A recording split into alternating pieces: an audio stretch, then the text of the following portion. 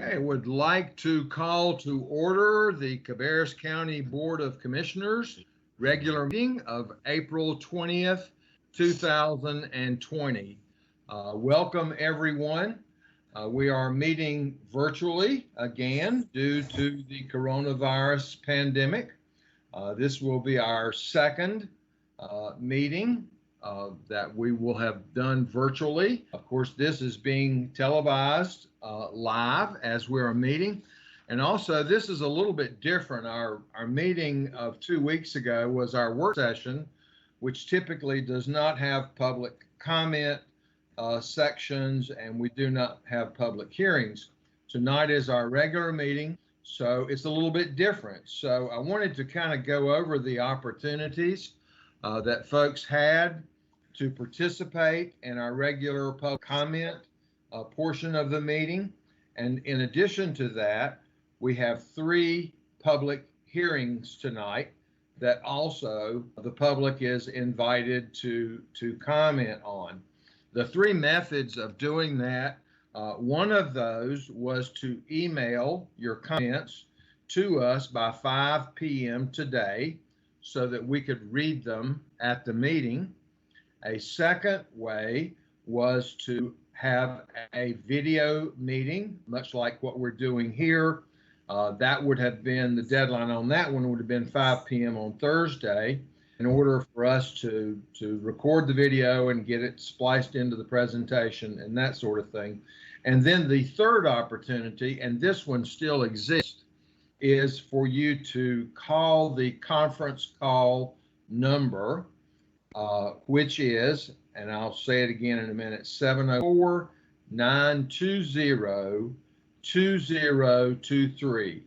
704-920-2023. And the PIN number is 1234. So if you call into that number, then we will have the ability to bring you into the meeting at the appropriate time. But you need to call that number now so that you can get in the queue when we get to those public comment sessions.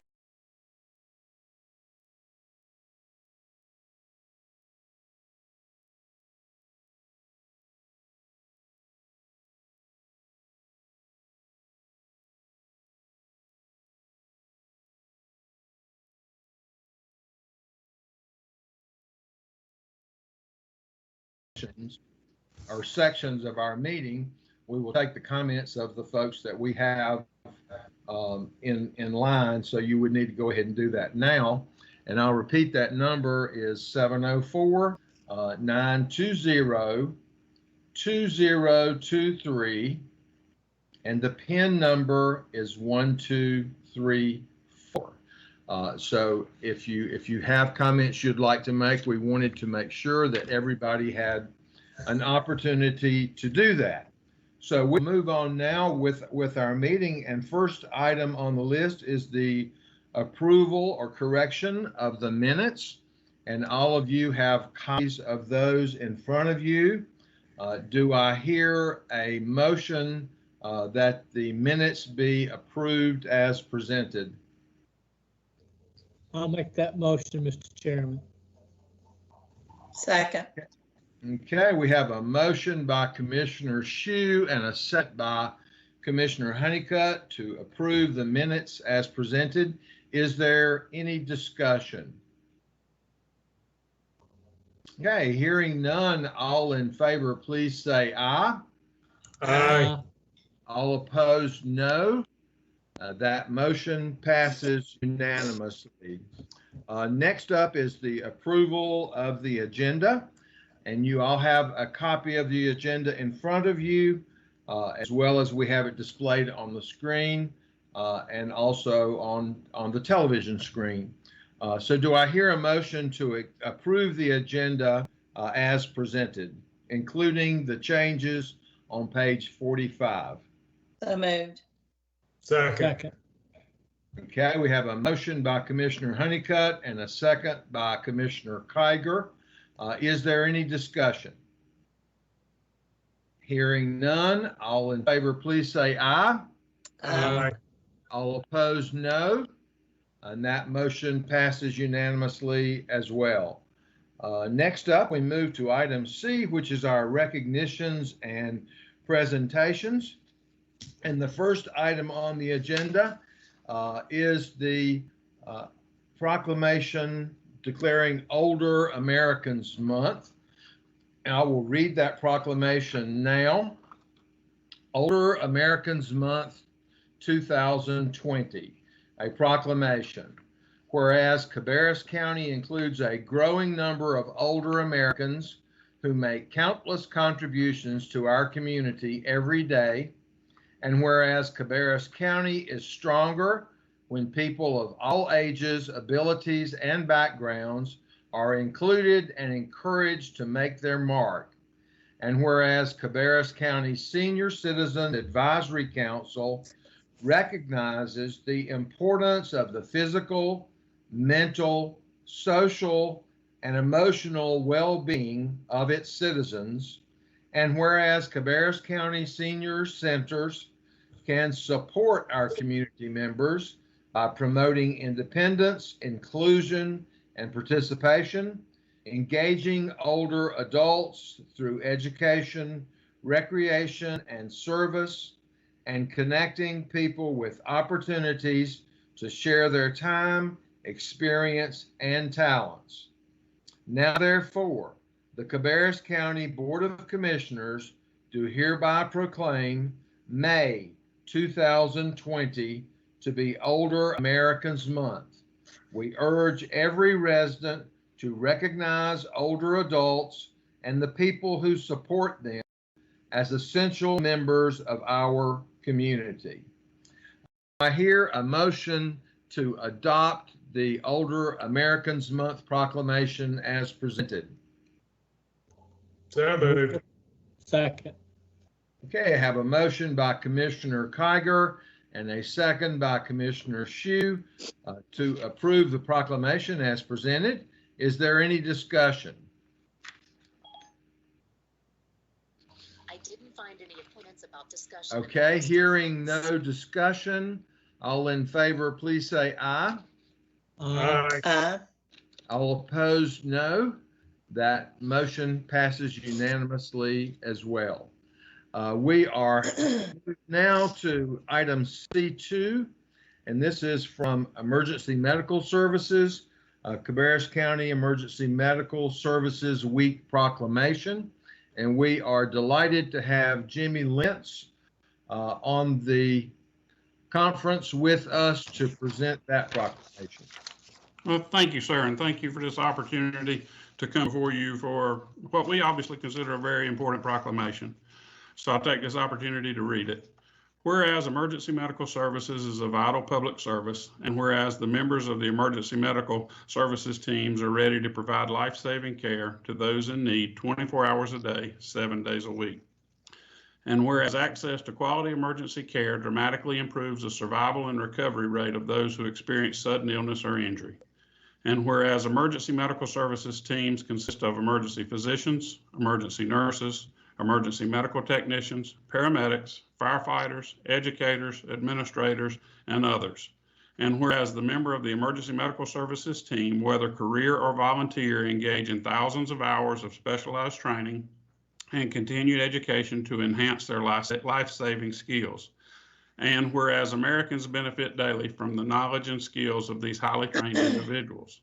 And whereas it is appropriate to recognize the value and the accomplishments of emergency medical services providers by designating Emergency Medical Services Week. And whereas now therefore be it resolved that you, the Cabarrus County Board of Commissioners, in recognition of this event, do hereby proclaim the week of May 17th through May 23rd, 2020 as Cabarrus County Emergency Medical Services Week. And thank you for that opportunity to read that. Thank you. We very much appreciate you being with us tonight. Commissioners, you've heard the proclamation. Do I hear a motion to approve the proclamation as presented? So moved. Second. Okay. Have a motion by Commissioner Honeycutt, and I did not catch that second. Was that Commissioner Shue? It was. Yes, sir. Thank you. Okay, we have a motion and a second. Any discussion? No real discussion, but I'll make a comment and just tell Jimmy that we could read this proclamation or one just like it at every meeting that we have, and it still wouldn't be enough to say thank you to all that you and your department do every single day for the people that live in this county.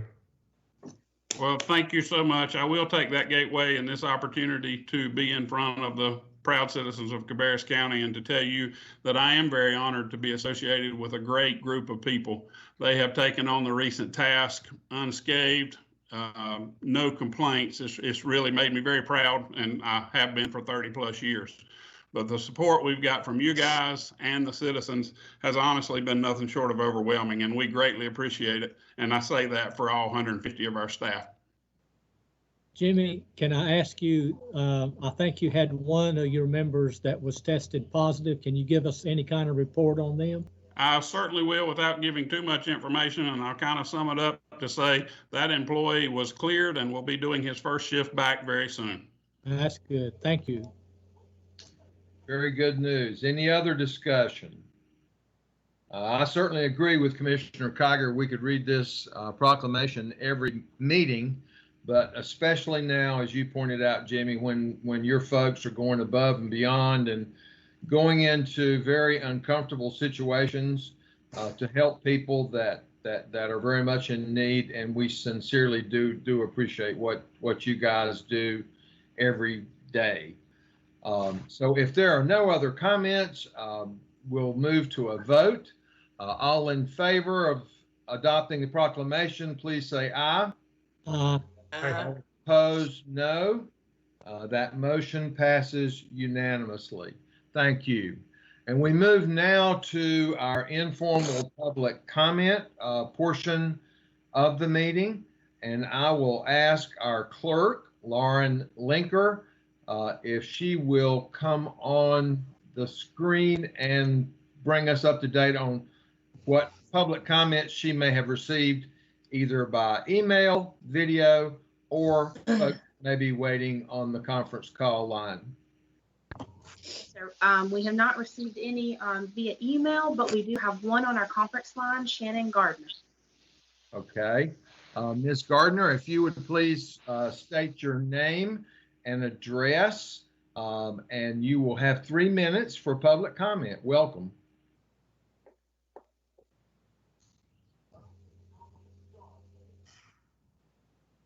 We'll give just a If you'll few. hold.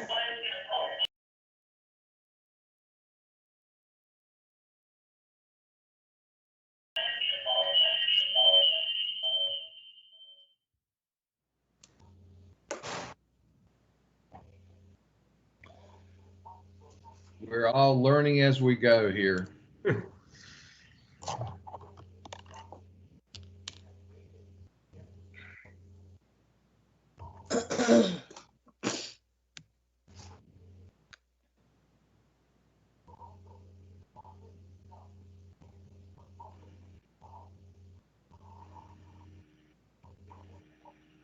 Okay, I think we must have some technical issues there trying to get that conference call patched into the meeting. But as I stated earlier, it is very important to us that we do provide public opportunity to participate.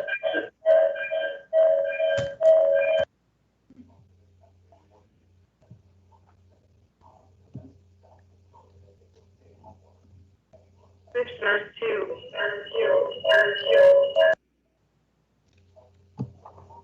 Counties like Gaston County are and ask for their powers back.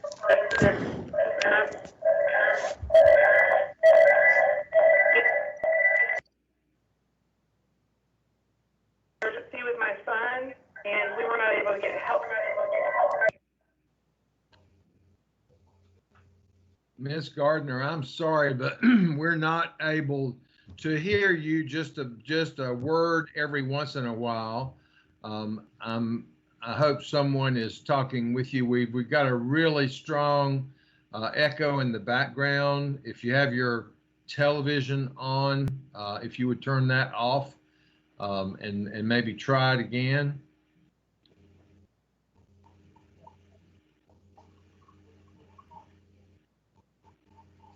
and I'm not hearing anything on our end. Are some of our IT folks working with Ms. Gardner?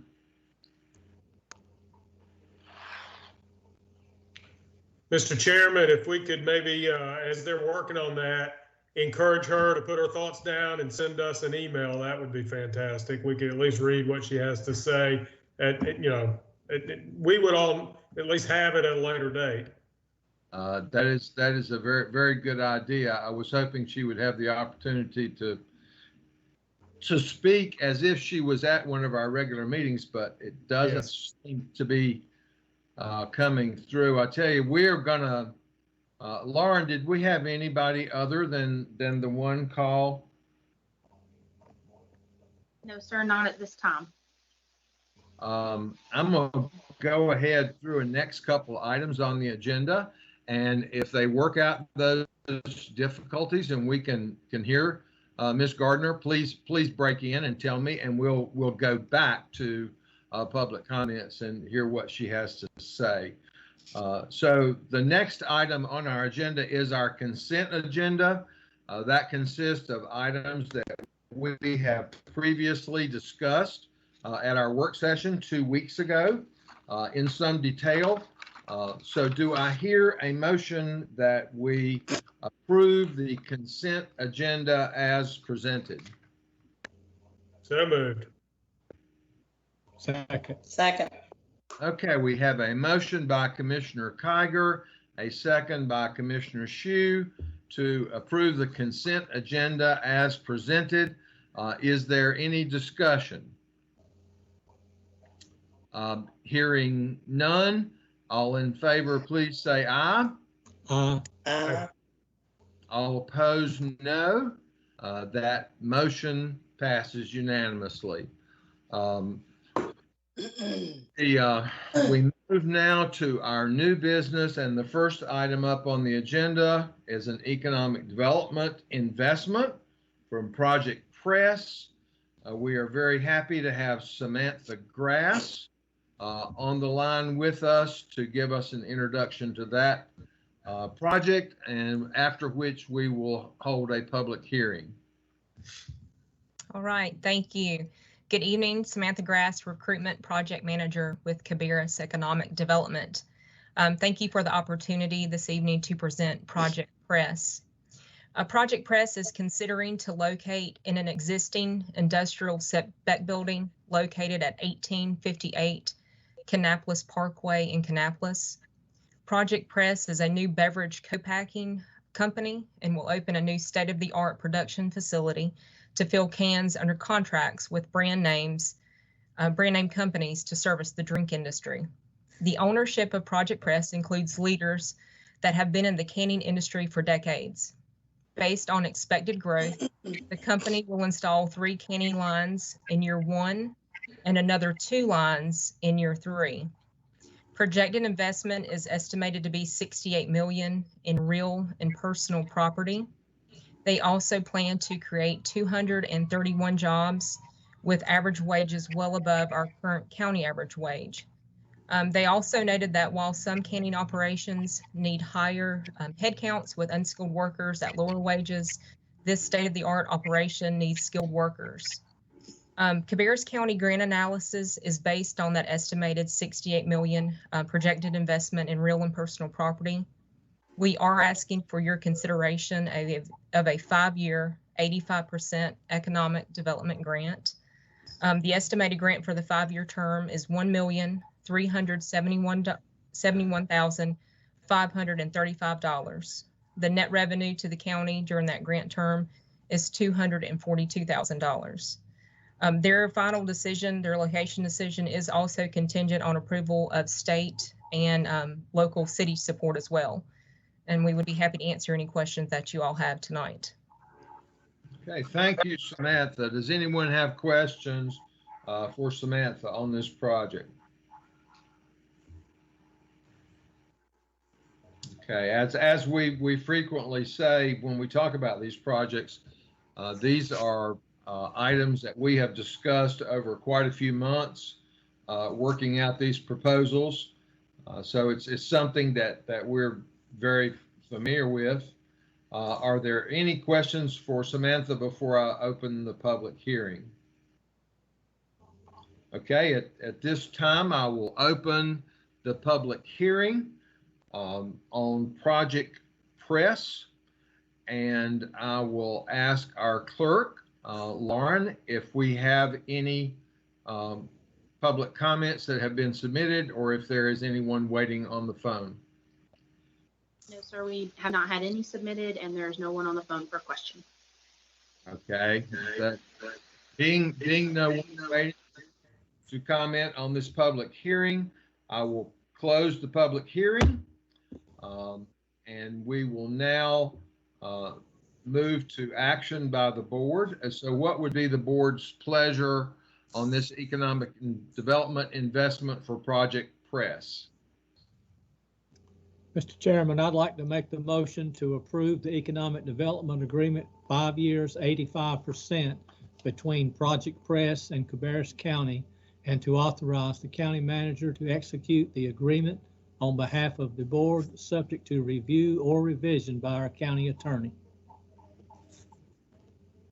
Okay, we have a motion. Do I hear a second? A second. Okay, we have a motion by Commissioner Shue and a second by Commissioner Honeycutt. Is there discussion?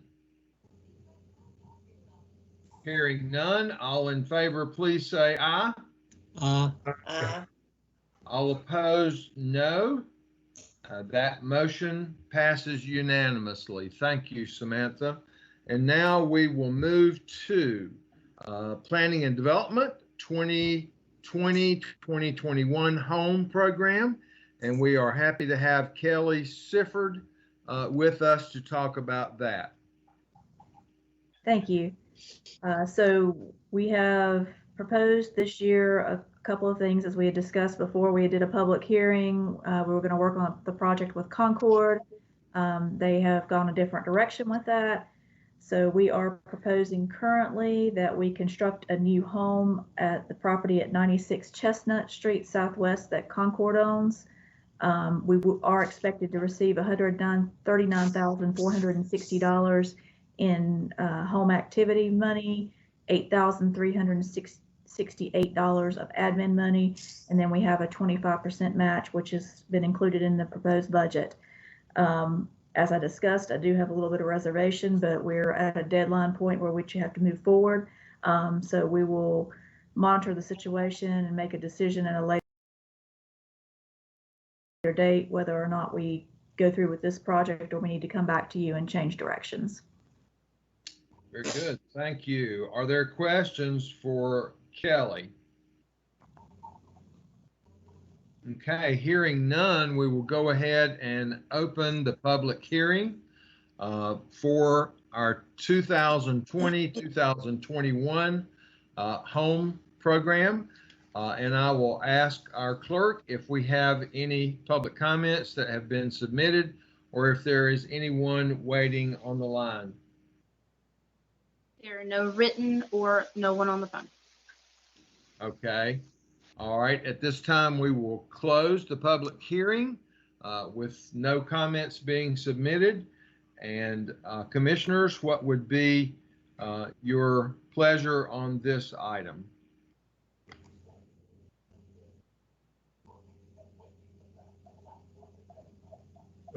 I'll make a motion that we approve the plan as submitted. Unless, yeah. Okay. We have a motion. Do I hear a second? I'll second the motion, Mr. Chairman. I do have a question or two, though, for Kelly, if that's Yes, all sir. right. I'm here. All right, Kelly, you said that there's a chance that we might have to go a different direction because we were going to collaborate with the city of Concord on this. Have they moved forward, or is that what we're waiting on? Or can you elaborate a little bit on that? So we were going to collaborate with them on the Market Street project, but the type of funding that they received, they decided basically that the two types of funding weren't really good to go together. And so they kind of informed me at the last minute on that. So they offered this opportunity to build on their property and sell a home, which is within some of the things that we had talked about doing with affordable housing. My concern is that if we get into a longer recession type situation, that the people who would be qualified to buy these homes may be the most impacted and have the least ability to be able to purchase the homes. And during the recession, HUD came out with a rule that said if you were constructing a home and you couldn't sell it within a certain amount of time, then you had to rent the home. And I know we're not interested necessarily in being landlords on that type of situation. So I kind of want to let it play out a little bit, see how the market does before we definitely go into constructing a home. And if it looks like the market's not quite strong enough for that, I'll come back to you with a plan. Okay, so if we go ahead and approve this tonight, is it contingent upon anything in particular other than what you just said? No, not really. We have to have something to put into the action plan for the year. So this is kind of where we are right now. There are a couple of other potential ideas in the background that we have that may come up that might be good opportunities, but right now that we're kind of at a crossroads where we have to go forward. But like I said, if it seems that it's risky, I will come back to you with a different plan. Okay, sounds good. Thank you. Thanks. Okay. Question, Kelly, Yes. looking a little bit more carefully at the agenda, does this item require a vote, or is this just fulfilling the public hearing requirement? It probably should have a vote with it, just that you did a public hearing and you're affirming the action. And like I said, we'll come back to you if there's any discomfort at all. It takes a little while to get all this together anyway. So we're several months out at best before constructing. Okay, very good. Thank you. Any other discussion on the motion? Okay, we do have a motion and a second to approve this 2020-2021 home program as presented. All in favor, please say aye. All opposed, no. That motion passes. Thank you very much. And we move now to from Planning and Development, proposed amendment to Harrisburg Land Use Plan. And we are happy to have Susie Morris with us to talk about that proposal. Good evening. The item that you have before you tonight is a proposed amendment to the Harrisburg Land Use Plan. Lauren is going to put the map on the screen so that you can take a look at it. There are two areas of the plan really that would be impacted by the proposed changes. The first is the area in yellow. That area would change from 3 units to a 1 to 2 dwelling unit per acre cap. And that area is zoned LDR with the county, which currently allows a 2-acre lot or up to 1.5 acres per, or 1.5 units per acre if an open space design is used. So that is consistent with the county zoning that is currently in place.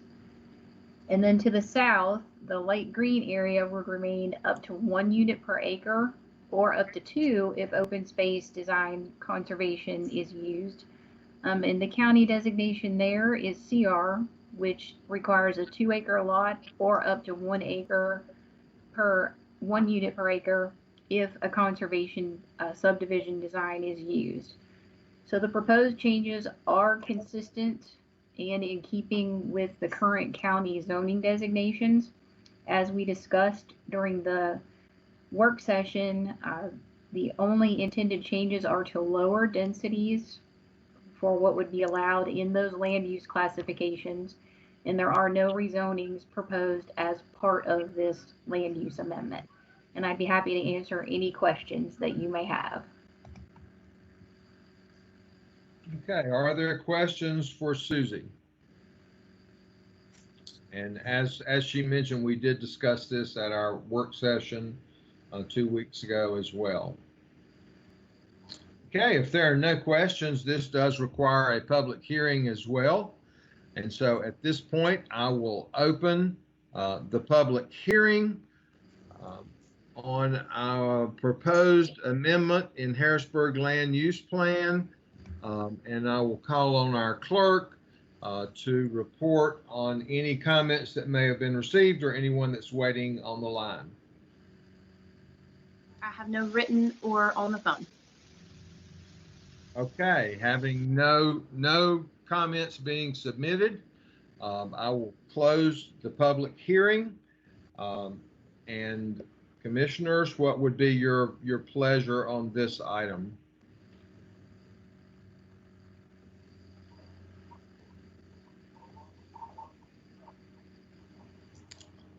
Should you be agreeable, the proposed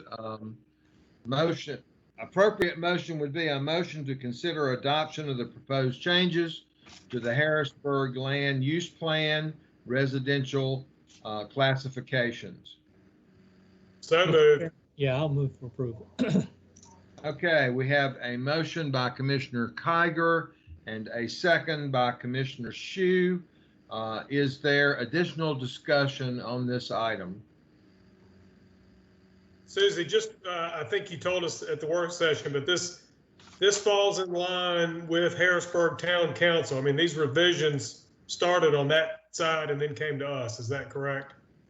That's correct. The town council actually adopted the plan in November of 2019 in anticipation of their rewrite for the Unified Development Ordinance. And as part of that, they also intend to lower the permissible densities that are allowed throughout the town of Harrisburg.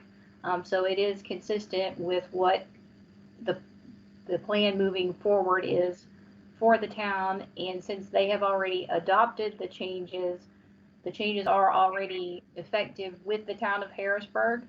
If the county adopts the plan this evening, the amendment to the plan, then these would be the densities that the county would also use moving forward. Okay, great. Thank you. Okay, any other questions or discussion? Okay, hearing none, we'll move to a vote. All in favor, please say aye. Aye. All opposed, no. That motion passes. Thank you very much. Thank We you. move now to item G4 from the county manager, and that is approval of a resolution authorizing the deputy county manager to sign pre-audit certificates. And I will call on County Manager Mike Downs to explain this item. Okay, thank you very much. Yes, we are requesting that you approve by resolution to authorize our deputy county manager per general statutes 159-28A. The governing board has the authority to allow the deputy finance director to execute certificates as necessary to conduct business. As you know, all of our contracts are reviewed and audited to make sure that there is enough funding in place and has been approved for such purpose. And the reason for asking for the deputy county manager to fill this position, currently our deputy finance director is a vacant position right now. So as we're recruiting to fill that position, we would request that Rodney Harris, our deputy county manager, fulfill those duties until that position is filled. Okay, thank you, sir. Any questions for Mr. Downs? Just one more, Mr. Chairman, there is an associated resolution that we will need to have the board adopt. Okay, thank you. Okay, questions for Mike? Okay, hearing no questions, I would entertain a motion at this time to adopt the resolution authorizing deputy county manager to execute pre-audit certificates. So moved. Second. Okay, we have a motion by Commissioner Honeycutt, a second by Commissioner Shue. Is there discussion? Pretty standard item, I think. Any discussion or questions? Hearing none, all in favor, please say aye. Aye. Aye. Opposed, no. That motion passes. And we move now to G5. This is from Tax Administration regarding occupancy taxes and property tax listings. We've had a number of inquiries about changing of dates due to the current pandemic situation and business conditions. And I am happy to have David Thrift with us to talk about those items. Mr. Chairman, this Mike, just to introduce it, as you know, the board individually and collectively have had requests over the last few weeks, as well as staff in our tax department and the county manager, to consider two things. There are two parts of this. One would be the occupancy taxes, and the other is personal property listings. The deadlines for the occupancy tax are the 20th of each month. And so we are having some requests there, and I'll let Mr. Thrift explain a lot of those. And then also our attorney, Mr. Cook, is present as well to answer any of the legal sides of these. But we are moving forward with these requests. We've had some conversations with each of you over the last week and a half individually. So we wanted to move this forward to the public meeting for the discussion. And so I'll turn it over to David Thrift, and he can elaborate on each of these items. Mr. Thrift and Mr. Downs, if I could ask to delay for just a moment this. Our lady that was on the line for a public comment earlier now is supposedly connected, and I apologize that she has had to wait. So if we can take a brief break in this and hear that public comment, and then we will come right back to it. And I understand that all you have to do is unmute, and you will be online with us, Ms. Gardner. Hi, I would like to first thank your technical team for trying so hard to give me this opportunity and being successful in that as well. I just wanted to pop in here tonight and say that I would really like to encourage you as a board to follow suit with boards like Gaston County and Wilkes County and Lincoln County, who have implored our governor to return the power to y'all to reopen the county and get business and life back to normal for us. This COVID has affected less than 1% of our population, and the recovery for the less than 1% of the population has been more than 90%. And so it really does not warrant the shutting down of our schools, our businesses. And the worst part has been a very myopic healthcare system. I know we've had personal experience with this last week. I called all of y'all last week and got no response, but our son had a health issue pop up, and he needs special attention when he has a health situation. And his doctor has been furloughed for 2 weeks, along with a lot of the staff at his doctor's office. So we ended up having to drive to South Carolina to get the care that he needed. And fortunately, we were able to do that, and he's doing great now. But it was a very extremely frustrating and difficult time. His health situation has always been a little bit of a struggle to get the proper care, and in this time it was horrific, honestly.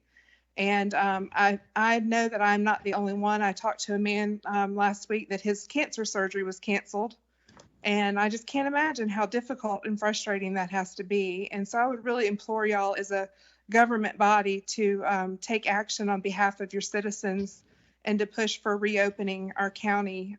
Like I said, the numbers just do not justify all of the action that has been taken.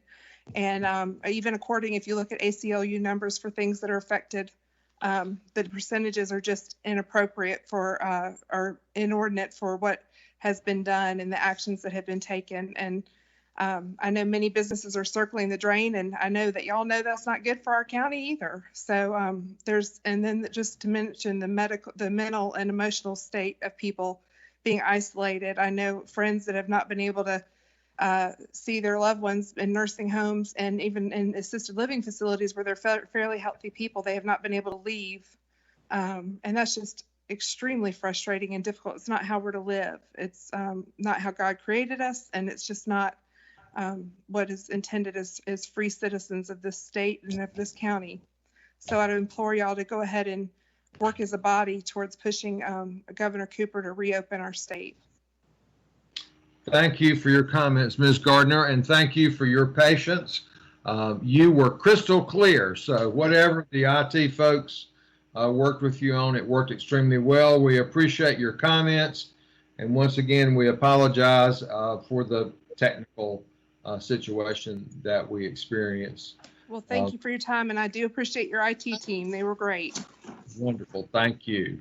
Okay, we will go back now to item G5 from Tax Administration.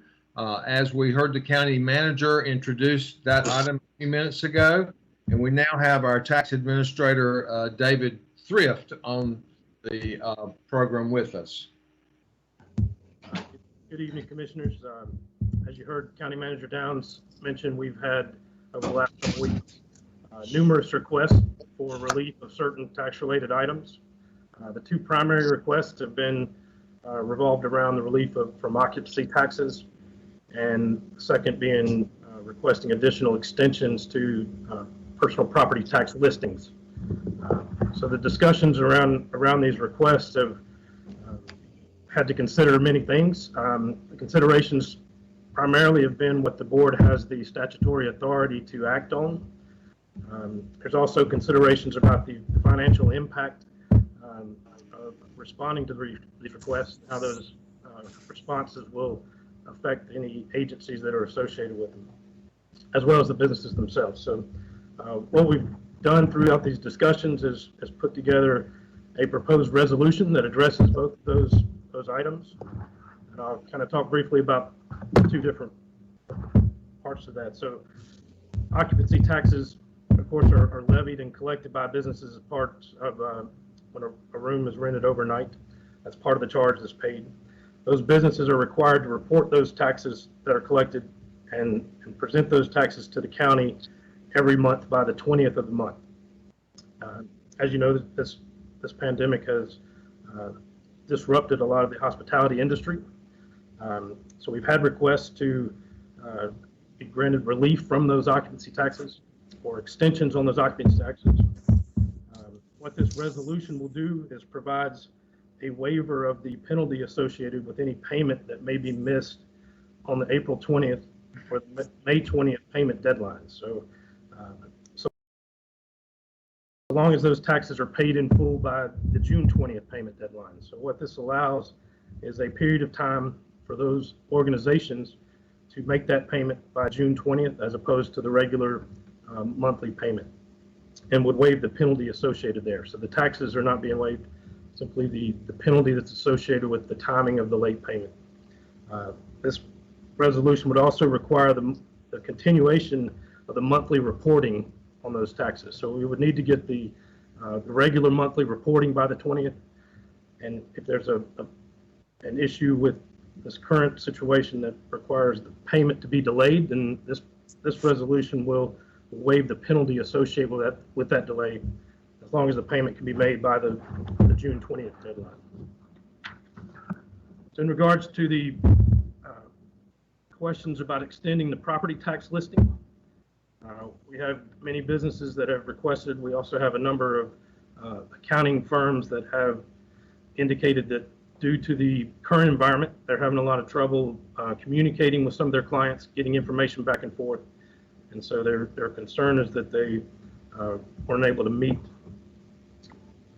listing deadlines. So our regular listing period for personal property taxes is the month of January. So January 31st being the deadline. Failure to list those timely would result in a 10% penalty being added to the property tax bill.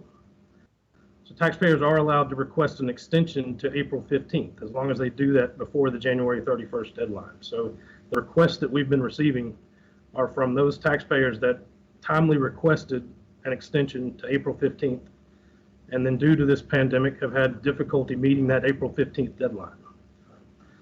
So while the board does not have the authority to extend the deadline, what the board does have the authority to do is compromise the penalty that may be associated with having missed that deadline. So the April 15th deadline certainly was not changed, but we do have some property owners that were unable to file timely. This resolution would allow the waiver of that penalty as long as they're able to timely file by June 1st of 2020. So those are the two means of addressing these requests, as we've discussed in prior discussions over the last couple of weeks. A resolution is provided, and I'll be happy to answer any questions that I may can. Okay, questions for Mr. Thrift? I've got just one quick one. Oh, I'm sorry. It's okay, go ahead. I thought I interrupted someone. I'm sorry. I don't want to assume, but I do assume that our board attorney has reviewed the language and is okay with the way the resolution is written. Yes, and I'll let Rich speak to that if you'd like to, Mr. Cook.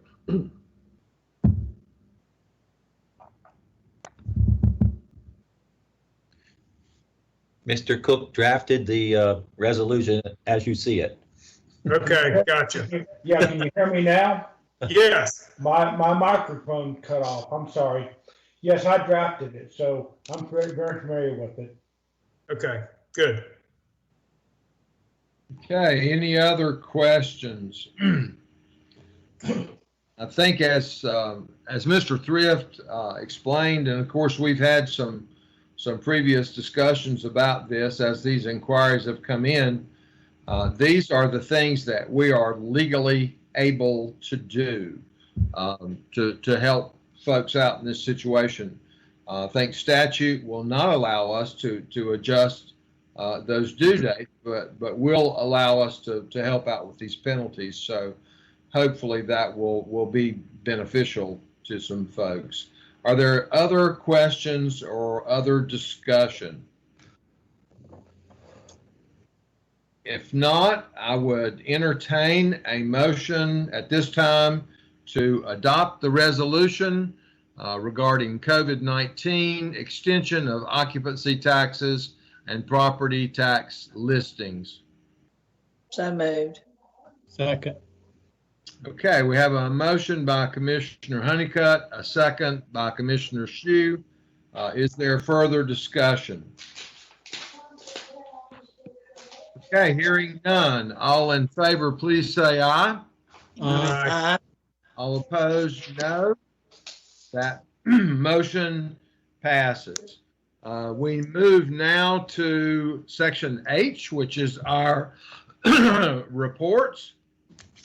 And at this time, we'll receive updates from commission members who serve as liaisons to municipalities or on various other boards and committees.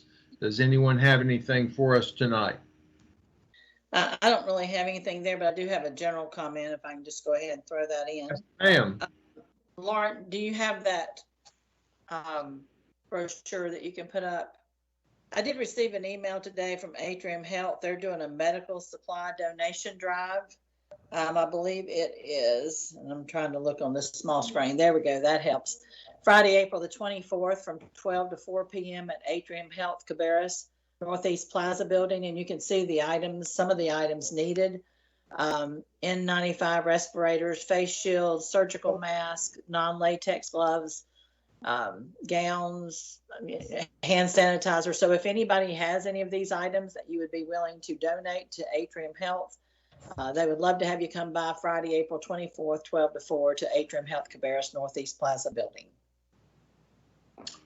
Okay, thank you. And we hope that message will help to identify some folks that may want to participate in that drive. Are there other general comments by board members? Mr. Chairman, I do have one. I had received an email earlier this afternoon from Byron Hagler, our Assistant Parks Director, And he wanted me to remind our citizens that the parks are open with limited restrictions, and also to remind them that when they attend the parks to exercise plenty of social distancing and all of that, to help slow down the spread of the virus. Great. Thank you, sir. Any other general comments? Okay, hearing none, we do have need of a closed session tonight. So at this time, I would entertain a motion to go into closed session to discuss pending litigation and economic development as authorized by North Carolina General Statute 143-318.11 A3 and 4. Move for approval. Second. Okay, we have a motion by Commissioner Shue, a second by Commissioner Kiger, that we go into closed session. Is there any discussion? Okay, hearing none. All in favor, please say aye. Aye. All opposed, no. That motion passes, and we are now in closed session. For the benefit of the public, we will leave this screen, go into our closed session, and take care of those pending litigation and economic development issues. Then we will close the closed session, and we will return back to this room to complete our meeting. So we will be back shortly for all of us participating. I think the red receiver in the center of the screen is how you hang up, and then we have I'll have invitations to enter the next meeting.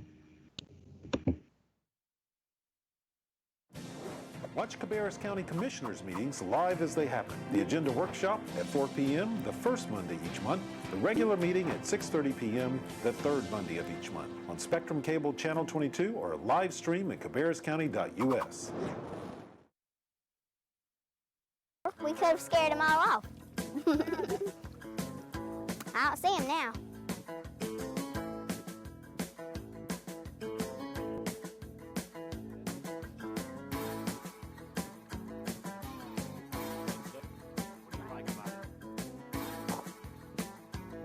I like just coming out here in the fresh air and the wildlife and stuff. I enjoy going out with friends and family, just fishing and stuff, to get fish to eat and stuff because fish tastes really good. I like fishing and hunting. Those are my two favorite things. Well, the fish, they're really slimy, I'll tell you that. And it's fun to catch fish if you're an outdoor adventurist like I am. Some girly girls don't like going out and fishing and getting all messy and stuff. Fishing is really fun, and you should try it sometime.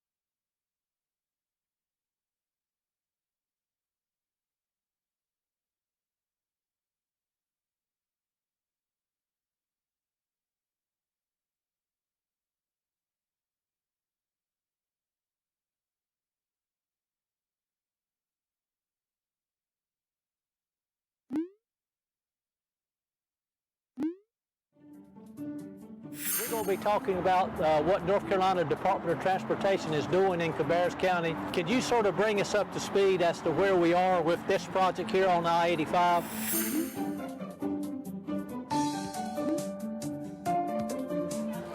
Adult tickets are $8 while kids entering in number 53.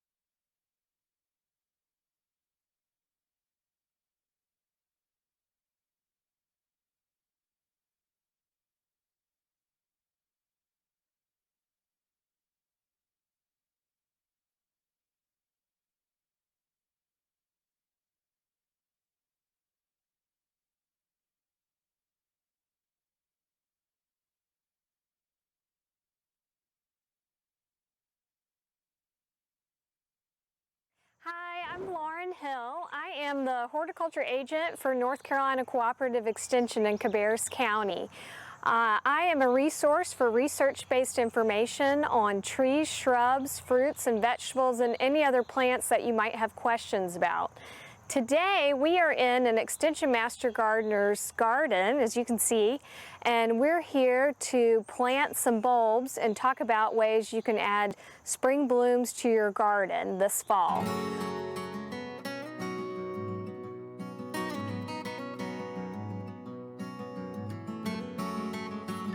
When thinking about planting bulbs in the garden, it's really important to scout out a good site that gets good sunlight, that's easy to dig in, and then also that gets good drainage. Those are the three essential things you need when planting bulbs. When it comes to the tools, a good bulb planter like we have here, we have some hand trowels that you can use, and then today we also have an attachment for a drill, an auger that you can use to dig holes.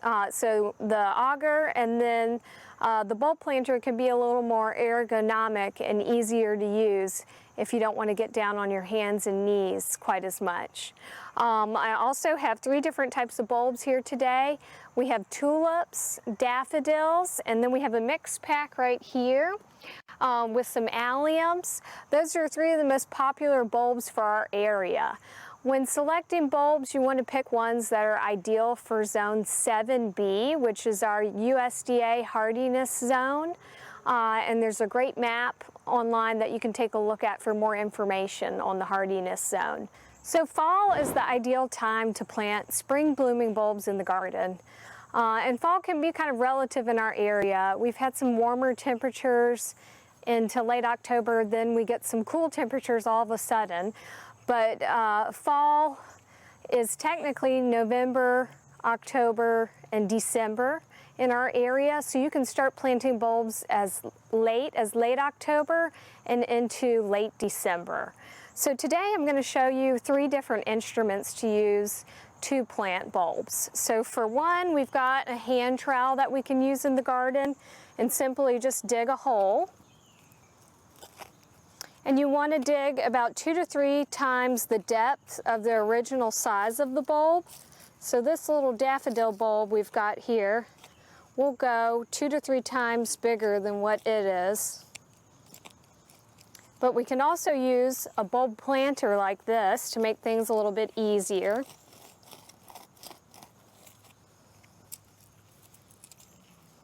Then I'm going to demonstrate using the bulb auger. That makes it a little bit easier.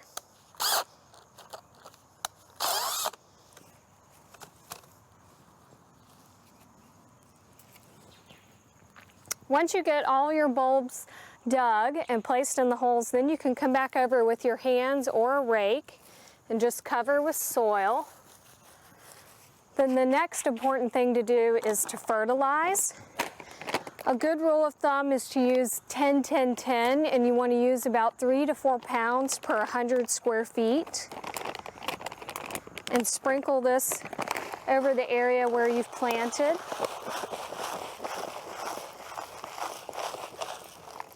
Then it's also important to mulch over the area that you've just planted. So we've already got some good mulch in this area that I've raked away that we can just cover things back up with. Then watering is essential. You don't want to give the bulbs too much water, but if rainfall isn't predicted, you want to water them really well at the time of planting and then give them about 1/2 inch to 1 inch of water every week. Well, you can see planting bulbs is easy as having good sunlight, good soil, and good drainage, and spending a little time in this beautiful weather in the garden in the fall. I'm Lauren Hill with North Carolina Cooperative Extension with Successful Gardener, and we'll see you next time.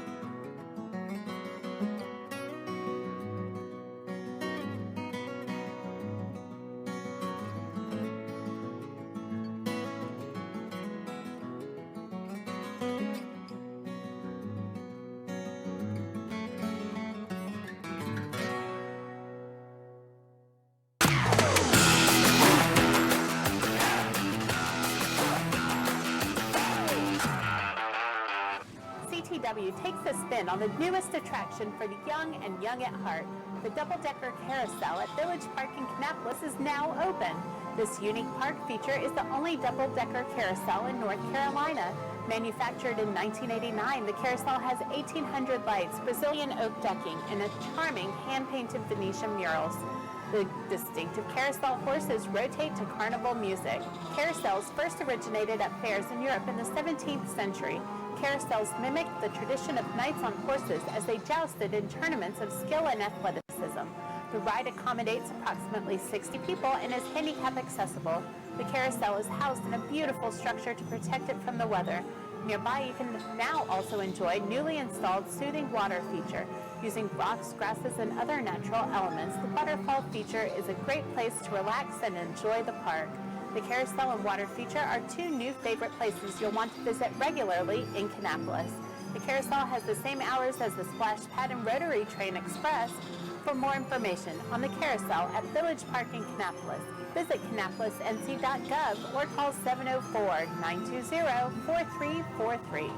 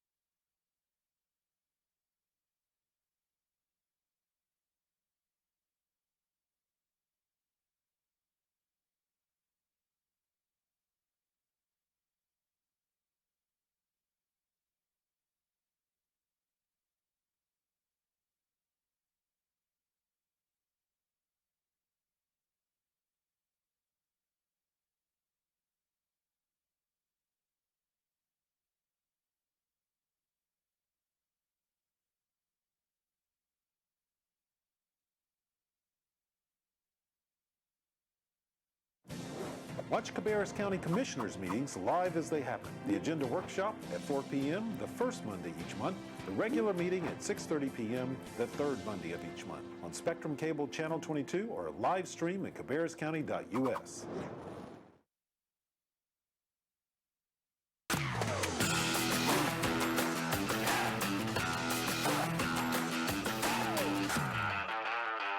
The Cabarrus Rotary Dog Run at Vietnam Veterans Park, located at 760 Orphanage Road, is sure to be a hit with Capco pups. Rotary secured a district grant along with an incentive grant from Cabarrus County Active Living and Parks to bring this safe space for pups to run and play. This pet project provides recreational services to citizens that promotes getting outdoors to enjoy exercise and visit county parks. A dedication ceremony is set for May 20th, 11 a.m. with a Dog's Day Out from 10 a.m. to noon. A variety of rescues will exhibit dogs for adoption, and your pup can give the run a try. The dog run is first come, first served with the exception of peak hours. You can reserve the run 7 days a week, 8 a.m. to 10 a.m. and 6 to 8 p.m. for $5. To register, visit cabarruscounty.us/register. Click on Rentals, then Vietnam Veterans Park. You'll see Cabarrus Rotary Dog Run. Vietnam Veterans Park offers a relaxing place to get away and is perfect for passive recreational pursuits. The park features playgrounds, picnic shelters, basketball, bocce, and sand volleyball courts, and a 1.2-mile walking trail. For more information on the Cabarrus Rotary Dog Run, call 704-920-3484.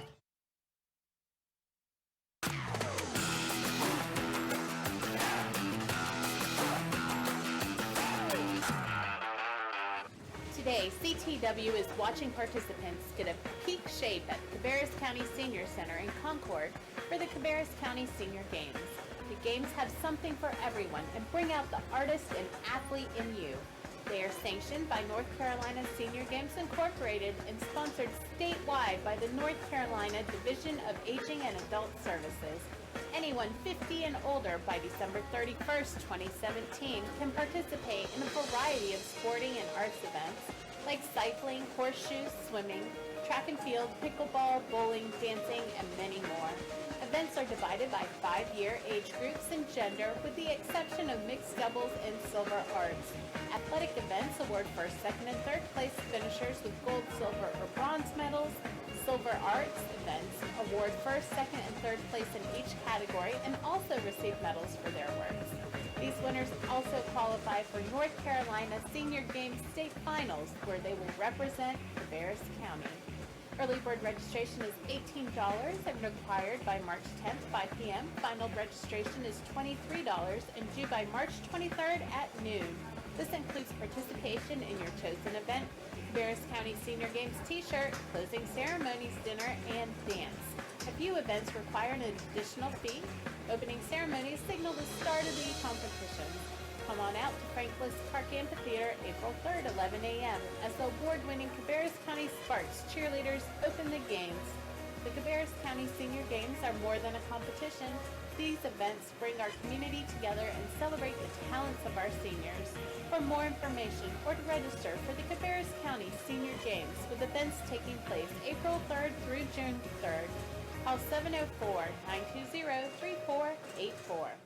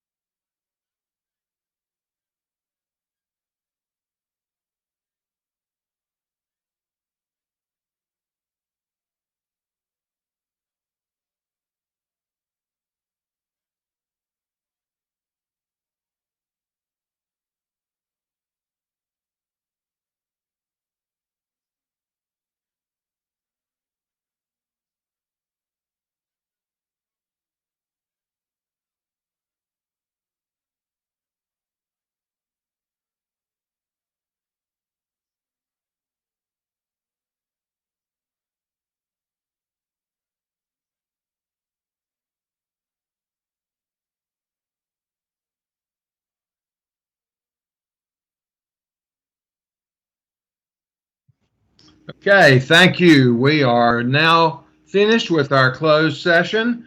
We're glad to be back with the television audience in open session. We have had a request that was discussed to set a public hearing date. We have had a request that was discussed to set a public hearing date for an economic development investment for Project Paul for our May regular meeting. So commissioners, I would entertain a motion at this time to set a public hearing. I do not have that exact date in May that our regular 18th. May 18th.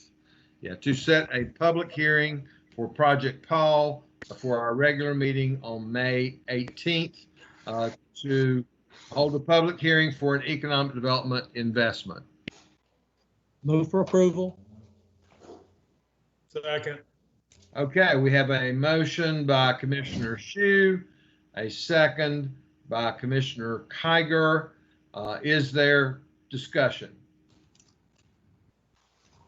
Okay, hearing none, all in favor, please say aye. Aye. All opposed, no.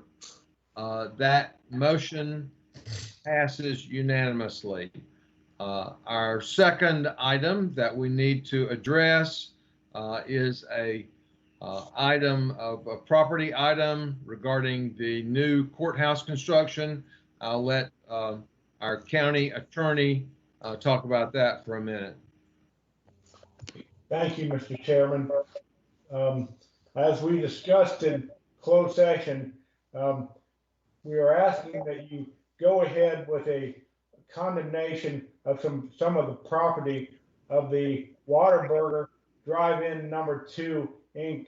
located at the corner of Beans Avenue and Church Street. The property PIN is 5620974938, and the property that would be condemned would be the new right-of-way that property acquired when Means Avenue was closed, and that's about 30 feet wide to the center line, all along their side property line, and then also a 10-foot wide section of their existing property for a construction easement, and that would be 10 feet wide all along that same boundary there at Means, and that would be the property that we would ask that you consider to condemn so that we can move forward with the work on the courthouse.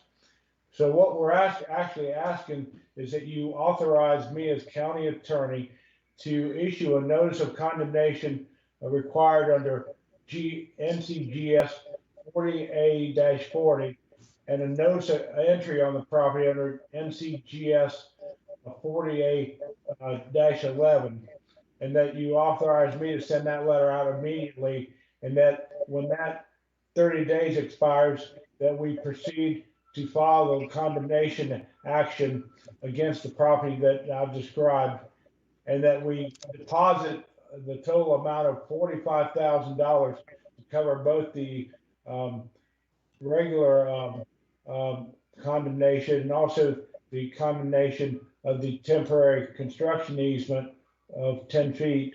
And that 45,000 would cover both of those, and that we'd be authorized to go ahead and file that as soon as the 30-day time limit expires. That would be the motion. Okay, commissioners, do you have any questions for the county attorney? Rich, I'm assuming that will go out certified mail probably tomorrow, which will be the 21st. Yes, it will. I've already kind of drafted the letter with that date on the top of it. Okay, and then after so if we send it out on the 21st with overnight delivery, they'll get it on the 22nd. And I'm just trying to get to the deadline of June the 11th. So we'll obviously be pretty short of time. Is that right? Well, the way I calculate is we will, once our 30-day period of entry expires, that'll be around May 22nd, 2020. And we would file the action on that date or the next day. So we would actually have, by filing on that day, we acquire title to what we're condemning on a permanent basis on that day. So we will be ahead of the June date. Yes. Okay. Okay. Thank you for that explanation. Okay, any other questions or comments? Okay, hearing none at this time, I would entertain a motion to proceed as outlined by the county attorney on this matter. Mr. Chairman, I'll make the motion. We move forward and approve. Okay, we have a motion. Do I hear a second? I'll second that. Okay, motion by Commissioner Shue, second by Commissioner Kiger. Is there discussion on the motion?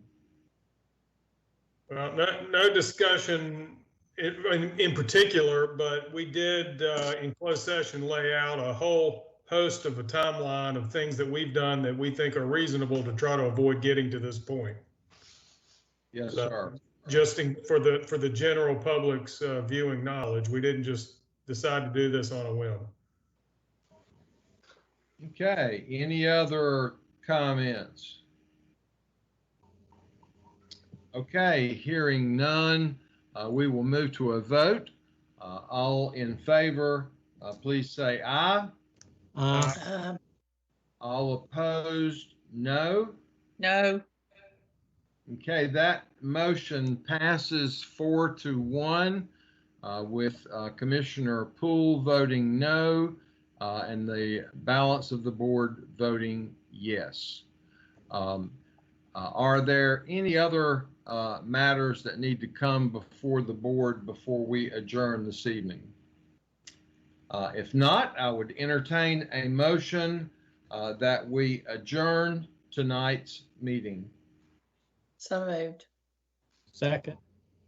Okay, we have a motion by Commissioner Honeycutt, second by Commissioner Shue to adjourn the meeting. All in favor, please say aye. Aye. All opposed, no. We now stand adjourned. I thank you all for your participation. I know that it requires a little extra taxing of our technological skills to hold a meeting under these circumstances. I think we all look forward to the time when we get past our current situation. So I hope that everyone stays safe and healthy until we meet again at our work session the first Monday in May. So thank you for our television audience for joining us tonight, and thank all of you. And so we're now in the meeting.